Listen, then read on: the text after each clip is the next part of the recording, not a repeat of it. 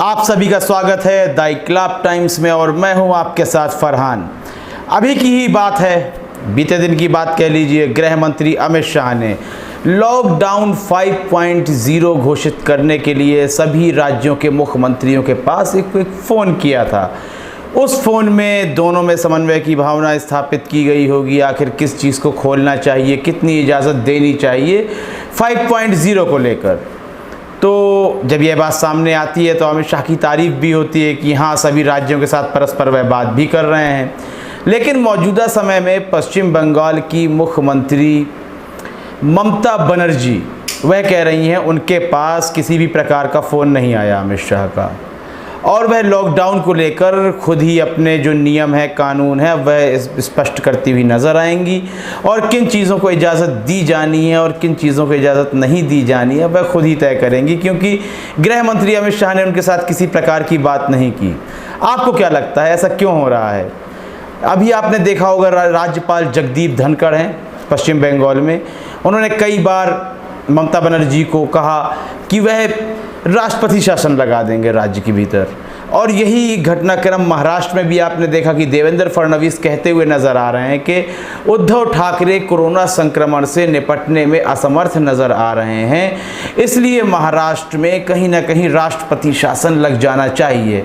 यह बात उन्होंने गुजरात को लेकर नहीं कही, यह बात उन्होंने मध्य प्रदेश को भी लेकर नहीं कही, उत्तर प्रदेश का नाम भी नहीं लिया, उन्होंने महाराष्ट्र का नाम लिया। और अमित शाह का फ़ोन न जाना ममता बनर्जी के साथ इस बात को बिल्कुल स्पष्ट कर देता है। बिल्कुल पारदर्शिता है यहाँ पर, देख सकते हैं आपको सत्ता में आना है और सत्ता में आने के लिए आप किसी न किसी तरह के नए हथकंडे अपना रहे हैं। अब तक हथकंडे जो नहीं चल पा रहे थे, कोरोना के आने के बाद अब इन लोगों ने सोचा होगा कि क्या किया जाए, आखिर इसको कैसे भुनाया जाए। तो पहले तो जो अंधभक्त हैं और जो हिंदू मुसलमान की भावना सदैव रखना चाहते हैं देश में कि इनमें एक टूट फूट बनी रहे, उन्होंने कोरोना को लेकर पहले अल्पसंख्यक समुदाय को निशाने पर लेना शुरू किया। अब यह है कि महाराष्ट्र में सरकार गिरानी है, तो महाराष्ट्र में आप खुद सोचिए क्या बहाना बताया है देवेंद्र फडणवीस ने।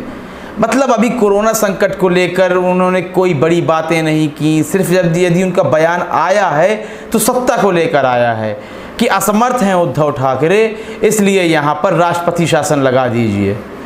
गुजरात में असमर्थ नहीं है विजय रूपाणी, वेंटिलेटर का उनके ऊपर और मास्क को लेकर घोटाले का आरोप चल रहा है कि सस्ते में मंगवा रहे हैं, महंगे में बेच रहे हैं। जनता को जिस रेट पर देने का वादा किया था उससे भी ज़्यादा कीमतों में मास्क दिए जा रहे हैं विजय रूपाणी द्वारा। आप सोचिए कि एक स्टेट का, राज्य का सीएम मास्क में पैसे कमा रहा है, और वह किनसे कमा रहा है यह भी सोचें आप। जिनके रोज़गार जा चुके हैं, जिनकी सैलरी काटी जा रही है, वह उनसे पैसे कमाना चाहता है। तो बेशर्मी की हद यहाँ सारी ख़त्म हो जाती हैं। बहुत आगे निकल गए ये लोग। हरियाणा में आप देखिए, कह रहे हैं कि दिल्ली से लोग घुस कर आ रहे हैं। बिल्कुल सीमाओं को क्लोज करना चाहिए, हम यह नहीं कह रहे हैं, लेकिन किसी अन्य राज्य के ऊपर आरोप लगा देना, किसी एक जाति समुदाय के ऊपर आरोप लगा देना कि कोरोना संकट के कारण यह हैं, इनकी वजह से यह इतना फैलता जा रहा है, राष्ट्रपति शासन लगा दीजिए। तो आप खुद सोचें कि मौजूदा सत्ताधारी दल सिर्फ इस वक्त भी यही सोच रहा है कि हम कैसे राज्यों में अपनी सत्ता काबिज कर सकें। वीडियो कॉन्फ्रेंसिंग के जरिए डिजिटल कैंपेनिंग चलेगी अभी। तो यहाँ मज़दूरों की क्या परिस्थितियाँ हैं? सुप्रीम कोर्ट, हाई कोर्ट लगातार यह आदेश दे रहे हैं कि हम राज्यों को आदेश दे रहे हैं कि वह खाना मुहैया करवाएं रेलगाड़ियों में, जो लोग हैं बसों में जा रहे हैं। सोचिए, ना ही पानी प्राप्त हो पा रहा है, ना ही खाना मिल रहा है, और बड़ी बड़ी बातें चल रही हैं कि हम विश्व गुरु बनेंगे, हम यह कर देंगे, वह कर देंगे, बल्कि भूख से लोग मरे हैं।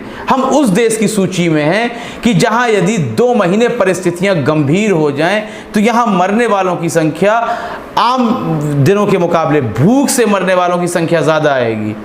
ना ही कोई एक्सीडेंट से मरेगा, ना ही लड़ाई झगड़े से, ना मर्डर, ना रेप, ऐसा इसकी संख्या ज़्यादा नहीं होगी, बल्कि भूख से मरने वालों की संख्या ज़्यादा होगी। यह परिस्थितियां हैं हमारे देश की। इसमें कुछ अंधभक्त कहेंगे कि मैं देश की निंदा कर रहा हूँ, सच्चाई बता रहा हूँ कि देश को अगर बनाना है, जिस विकास की बात चल रही थी, क्या इस तरह से चलेगा? मजदूरों के अधिकारों का हनन करके उन्हें खाना ना दे के वह मर जाएं, उनकी फिक्र नहीं की जा रही है। मुद्दा सिर्फ यदि है तो वह मुद्दा है हिंदू और मुसलमान का। सिर्फ भुनाया जाना है मुद्दा तो धार्मिक मुद्दा, वोट बैंक की राजनीति, आखिर कैसे वोट प्राप्त किया जाए। तो अभी भी हम आपको बता देना चाहते हैं अपने व्यूवर्स को कि जो प्रवासी मजदूर जा रहे हैं भूख से तड़पते हुए, यकीन कीजिए उसमें से एक ऐसी भीड़ अंधभक्तों की है जिनसे मैंने खुद बात की है। हमारे आप ग्राउंड रिपोर्ट की प्लेलिस्ट में देख सकते हैं कि वह अब भी एक धार्मिक भारत चाहते हैं, वही वाला राम राज्य, हिंदुत्वा, भले ही भूख से मर जाएं। अभी भी ऐसे लोगों की भीड़ है, लेकिन वह भीड़ खत्म होगी, मुझे पूरा यकीन है। और किस समय खत्म होगी यह भी आपको समझ में आने वाला है। जुलाई, फिर सर्द ऋतु आनी है, कोरोना फिर और फैलेगा, WHO ने सूचित किया है। तो यह कोरोना भी खत्म नहीं हुआ है। वह सोच रहे हैं कि हम घर तक पहुंच जाएंगे, फिर मोदी सरकार, क्योंकि अल्पसंख्यकों को हमें दबा कर रखना है, हिंदू खतरे में हैं। तो वह खतरा अब दिखने लगा है। कौन खतरे में है? देखिए, कोरोना से जो प्रभावित होकर अपने अपने गृह राज्यों की ओर जा रहे हैं उसमें हिंदू एवं मुसलमान हर धर्म के लोग हैं। लेकिन आप सोचिए, जो आबादी बहुसंख्यक है तो नुकसान भी किस आबादी का ज़्यादा होने वाला है, और आप लोगों से क्या वादा किया गया था।